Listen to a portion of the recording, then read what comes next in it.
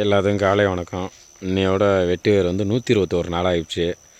இப்போ 4வது உரம் வைக்க போகிறோம். ஏற்கனவே 3A 3B வச்சோம். அடுத்தது ஒரு மாதம் கழிச்சு 4A 4B வச்சோம். அடுத்தது 5A 5B வச்சோம். இப்போ வந்து 6A 6B வைக்க போகிறோம் உரம். சரிங்களா? இப்போ வந்து இன்னையோட 121 நாள் அப்படின்னா 110 நாள்லேருந்து 120 நாள் கணக்கு. எப்போ வேணாலும் வச்சுக்கலாம் அந்த உரத்தை. 4வது உரம் இது 121 நாள். எல்லாருக்கும் ஒன்று விஷயம் என்னென்னா, இது வந்து 11 மாதம் அந்த பயிர் அறுவடை பண்ணுறதுக்கு. வெட்டி வேருங்கிறது அறுவடை பண்ணுறதே 11 மாதம் ஆகும். கரெக்டாக 11 மாதம். இதை பார்த்துங்க, தண்ணி அடிச்சுக்கிட்டு இருக்கோம் பாருங்கள். இப்போ இது என்னென்னா, காலையில் தண்ணி அடிச்சுட்டு உடனே உரம் வச்சிடணும். உரம் வந்து எப்படின்னா கண்ணில் படாத அளவுக்கு அப்படியே உரமாக வச்சிடணும். வச்சிட்டோம்னா அந்திக்கு தண்ணி அடிக்க மாட்டாங்க. மறுபடியும் நாளன்னைக்கு காலையில் தான் அடிக்கணும். அப்போ தான் வந்து அந்த உரம் கரெக்டாக ஊறி இருக்கும். மறுபடியும் நம்ம இன்றைக்கி அந்திக்கு தண்ணி அடித்தோம்னா என்ன ஆகும்னா, உரம் வந்து கரைஞ்சி ஓடிடும்.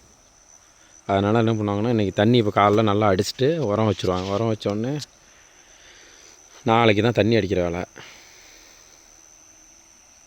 உரம் வைக்கிறதுக்கு முன்னாடி நல்லா தண்ணி அடிச்சுட்டு தான் உரமே வைக்க முடியும்.